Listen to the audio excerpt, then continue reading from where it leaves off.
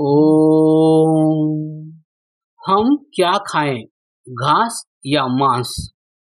15वीं वार्ता। मनुष्य का स्वाभाविक भोजन। मुखर्जी। आज मैं एक प्रश्न करता हूं। रामशरण। कीजिए।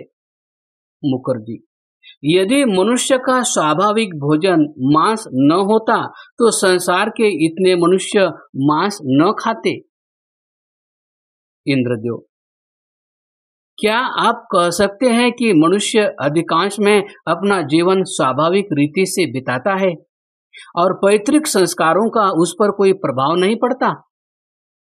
मुखर्जी। नहीं, ऐसा तो नहीं। कबीर बख्श।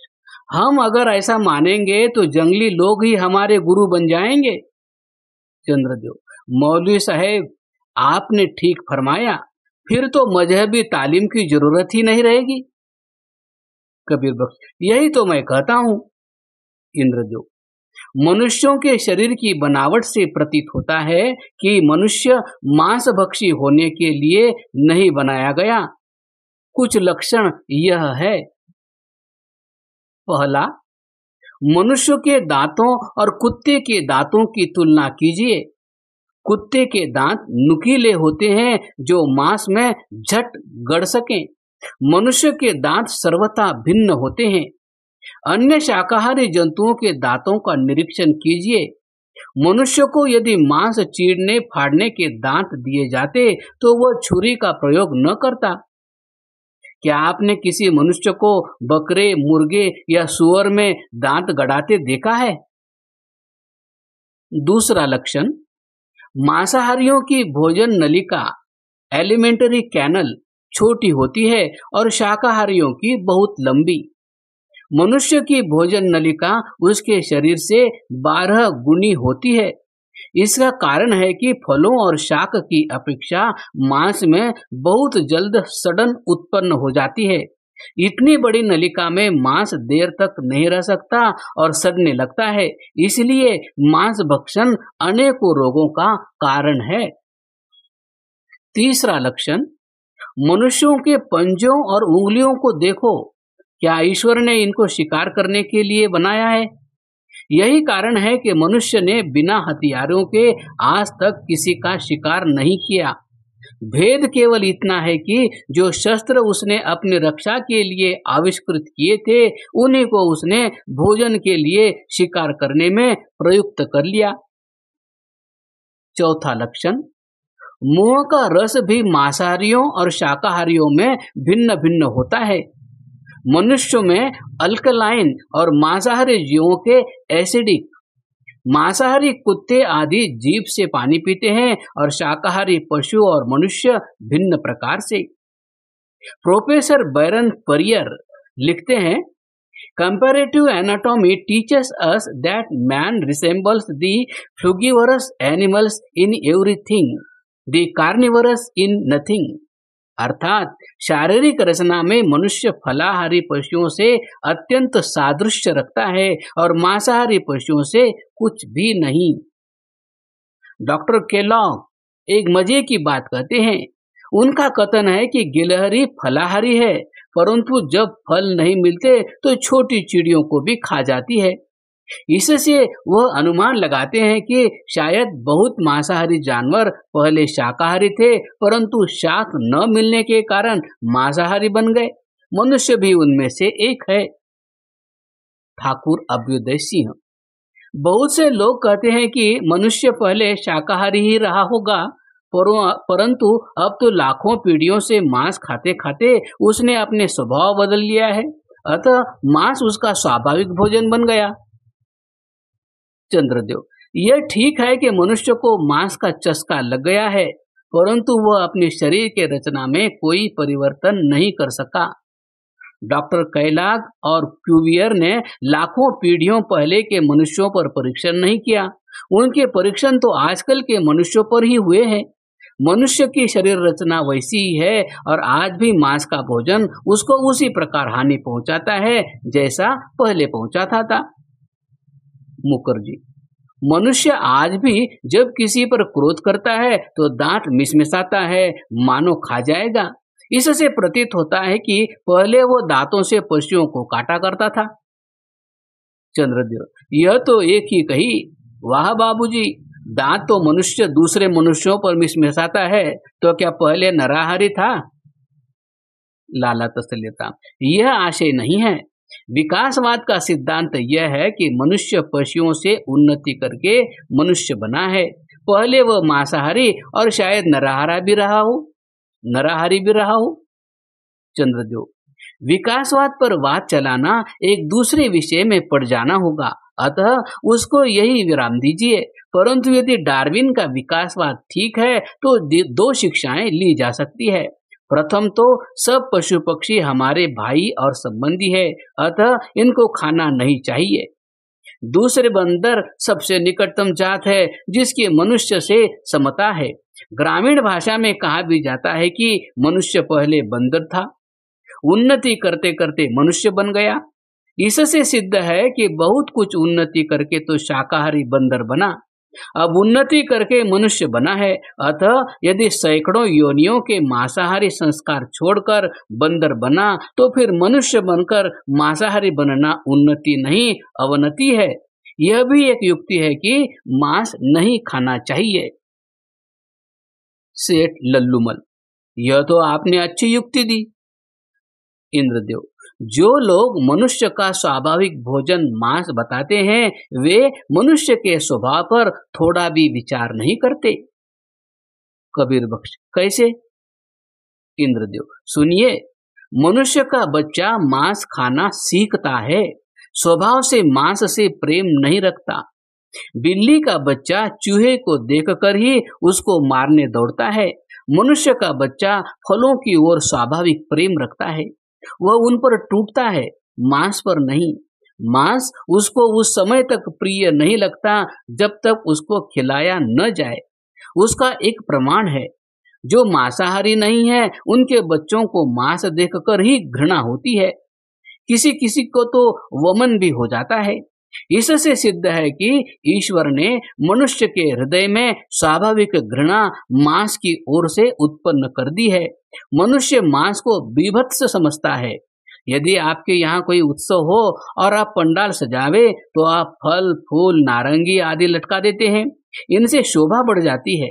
मांसाहारी लोग भी ऐसा ही करते हैं, वे बकरे की टांग या हिरन की आंतें नहीं लटकाते। सभ्य देशों में मांस की दुकानें अलग रखी जाती है और उनके बीभत्स दृश्यों को छिपाया जाता है। क्यों?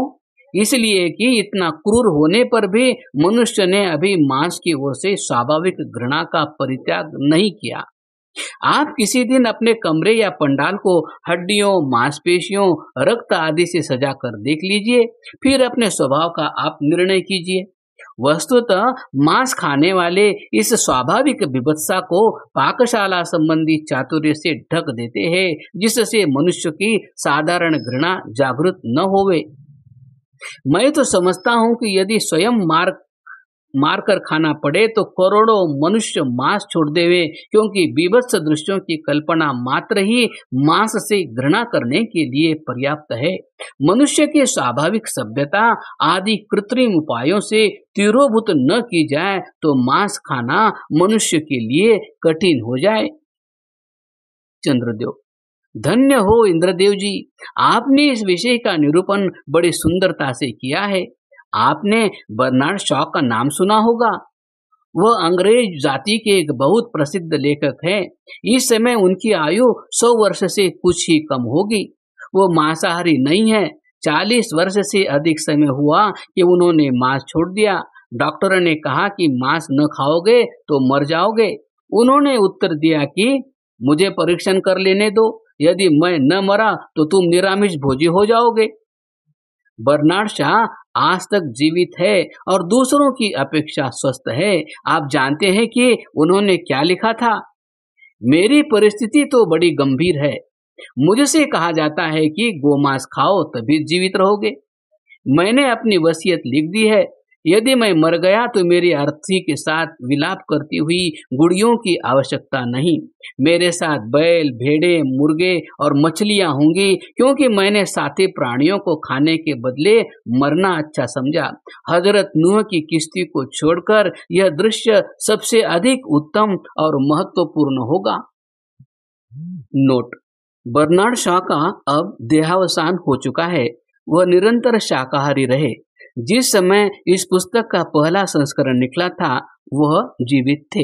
लेखक सेठ लल्लूमल: वाह वाह वाह रे बर्नार्ड शॉ, तुम धन्य हो जो प्राणियों पर इतनी दया करते हो।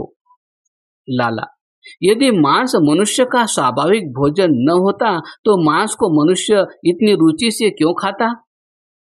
चंद्रदेव: लाला जी, यह युक्ति तो ठीक नहीं। मनुष्य का स्वाभाविक भोजन तंबाकू नहीं, परंतु जिसको हुक्का या सिगरेट पीने की लत लग जाती है उसको एक मिनट भी उसके बिना चैन नहीं पड़ता। अफीम मनुष्य का स्वाभाविक भोजन नहीं, परंतु अफीमचियों को देखा होगा कि अफीम के बिना उनकी क्या दशा होती है। मनुष्य एक ऐसा जंतु है जिसे प्रकृति का विरोध करने में आनंद आता है। वह नित्य सोचा करता है कि प्रकृति के विरुद्ध कैसे चला जाए, परंतु प्रकृति भी इसको इसके कर्मों का दंड दिए बिना नहीं छोड़ती। फिर भी मनुष्य मानता नहीं। इसको अनुकरण करना बहुत आता है। कुत्ते का अनुकरण, बिल्ली का अनुकरण, शेर चीते का अनुकरण। यदि मांस मनुष्य का स्वाभाविक भोजन होता तो सभी को अच्छा लगता। दूसरी बात यह भी है कि बहुत से मनुष्यों को आदमी का मांस स्वादिष्ट लगता है। उन पर यह युक्ति कैसी घटेगी? रामशरण: ऐसा कौन अघोरी होगा जो मनुष्य का मांस खा जाए? चंद्रदेव: है, क्यों नहीं। बहुत सी जंगली जातियां मनुष्य को मारकर खाती है। सभ्य देशों में भी नरभक्षी पिशाचों के उदाहरण मिलते हैं। आप एक पुस्तक पढ़िए, the book of days. Britannia के पुराने निवासी निराहारी थे। आज उन्होंने इतनी उन्नति की है कि मांसाहार भी छोड़ते हैं, जैसे बर्नार्ड शॉ। खेद है कि सभ्य भारतीय अवनति की ओर जा रहे हैं। 1814 ईस्वी में लिंडसे ने स्कॉटलैंड का इतिहास लिखा था। उसमें दिया हुआ है कि स्कॉटलैंड के पूर्वी तट पर एक मनुष्य, उसकी स्त्री और परिवार को इस अपराध में जला दिया गया कि वह बच्चों को चुरा चुरा कर खा जाते थे। उस घराने की एक लड़की को जब मारने चले तो उसने उत्तर दिया, मुझे क्यों ताड़ना देते हो, मैंने क्या अपराध किया। मैं विश्वास दिलाती हूँ कि यदि आप लोग एक बार स्त्री और पुरुषों का मांस चख ले तो ऐसा स्वाद लग जाएगा कि कभी आप उसको न छोड़ सकेंगे। यह हुई आदत की बात, परंतु आदत तो मनुष्य को सोच समझकर बनानी चाहिए। संसार के जेलों में कैदी मिलेंगे, वो प्रायः अपने आदतों के कारण वहां गए हैं। दुर्व्यसनों से बुरा संसार में कोई नहीं है, अतः मनुष्य को इस ओर सावधानी रखनी चाहिए। बुरी आदतों को छोड़ो और अच्छी आदतें बनाओ, इसी में तुम्हारा और जगत का कल्याण है। मुखर्जी: यह है कठिन बात।